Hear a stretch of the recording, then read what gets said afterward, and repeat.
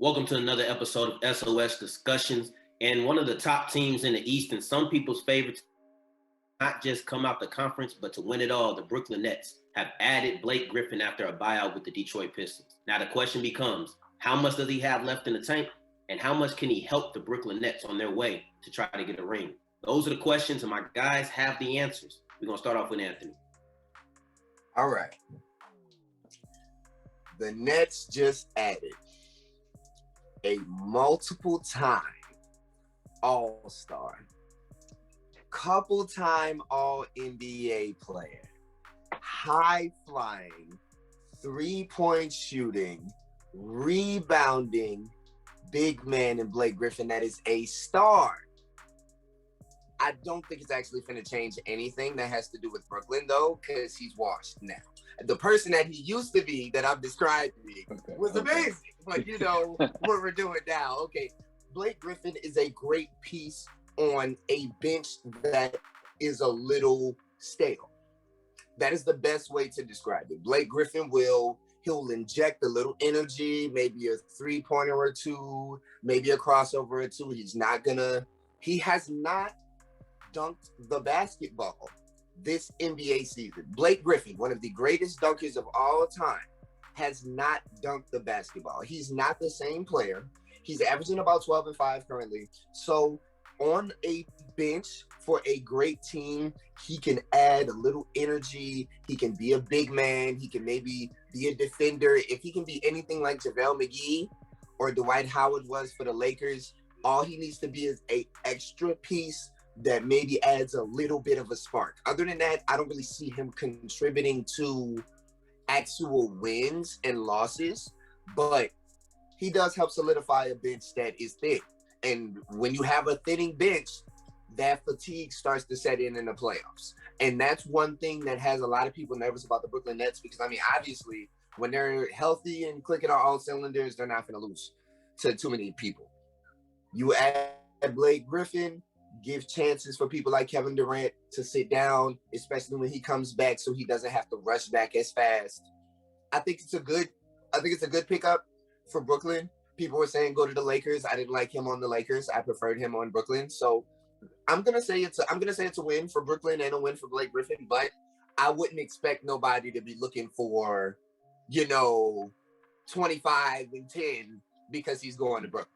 Basically, that's what I'm saying. He's gonna stay at 12 and 5. Yeah, that's a great point. You mentioned his lowering athletic ability. What do you think that does to limit how much he can actually help the team, Jamar? Well, I'll say this, and to respond to Anthony first. At first, he started off with all these abilities like Blake Griffin. I was like, oh, Lord, he's overvaluing Blake Griffin. I guess he's picking that role for this. But then I think he undervalued him in his take.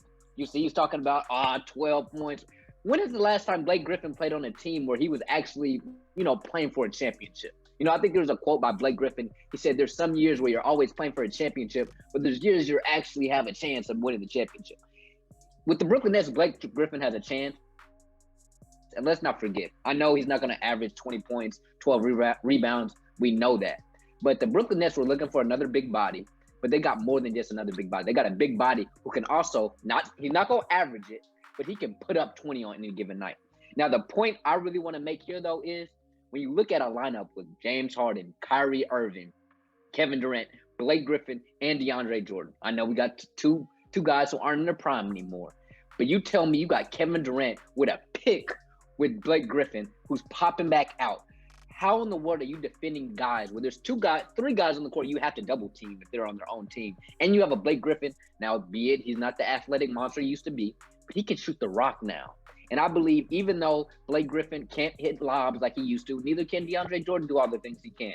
But I believe Blake Griffin in the post is still viable and can still give you 17 any given night, 20 any given night. I feel as though this just makes the Brooklyn Nets almost unstoppable. I believe this makes them almost unstoppable. I still think the Los Angeles Lakers still match up well against the Brooklyn Nets. But other than that, I'll be honest, Blake Griffin makes them virtually unstoppable, except for the other side of the NBA when you have Thanos and Anthony Davis. So we'll see what happens. But Brooklyn Nets are looking nice with another addition of a former All-Star, former superstar. It's still a viable, I think, a starter. I don't know why people are saying bench. I think he could still start on the Brooklyn Nets. virtually unstoppable. That's high praise from Mr. Root. Caleb, how do you feel? We got one person saying he's a bench guy. We have another person saying he's the extra water that tips over the glass and that they're virtually unstoppable. Where do you lie on this topic? Me personally, I'm going with Anthony. I think he's gonna be a bench player. Like, I don't see him being able to actually just be the same Blake that what we've always known him to be. Like, Blake has definitely gone down. Like, I mean, you're saying, yeah, he can give you 17. Maybe he can give you 17. But the thing is, though, like, Blake is not who he used to be. Like, point blank, period. Like, 12 and 5, that's really not sitting here. Like, those are not starters numbers to me. Like, what are you going to do with 12 and 5? Like, oh, hey, good job. No, that's not going to do anything for me. I mean, he brings more size, definitely, because they play a lot of small ball. But other than that, I really don't see very much that Blake will just bring to the table to make them just be able to defeat the Lakers. Yes, they are the only contenders for the Lakers that will. To me personally, it's going to be the Lakers and the Nets in the finals, but I don't see them beating the Lakers just by adding on Blake. I don't see that being possible. I'm going to go ahead and stop everybody because we are going to go back. Anthony said very early in the basketball season, and that is a team in the East in Philly that got something to say about that. And Jamar, speaking of your unstoppable super team, say that starting lineup one more time. Let's say it together. That's Kyrie Irving. Now you gotta say James Harden first. He the point guard. Say James Harden first. He the point guard. James Harden, Kyrie Irving, Kevin Durant, Blake Griffin, and DeAndre Jordan. Now, all I'm gonna say is, if that is the lineup that they go with, teams are going to score 199 points on the Brooklyn Nets. There is not one defender on the floor. Thank you. One defender. One. Kevin Durant? Kevin Durant is a defender. They are 26 in defense. He's not the on-ball defender that you would want. He doesn't guard your best player throughout the entirety of a game. Stop him. He doesn't do that. He's an off-ball defender that's decent. He can block shots. He can get some rebounds, of course. We're not going to sit here and act like Kevin Durant has ever been in a running for like a defensive player of the year or anything like that. There was a year where he kept saying he wanted to be, but if you go back and look, he was never even in the running for the award. Who's the defender? They're going to score 211 points on Brooklyn. I promise you, that'll be the first time a team scores 200 points.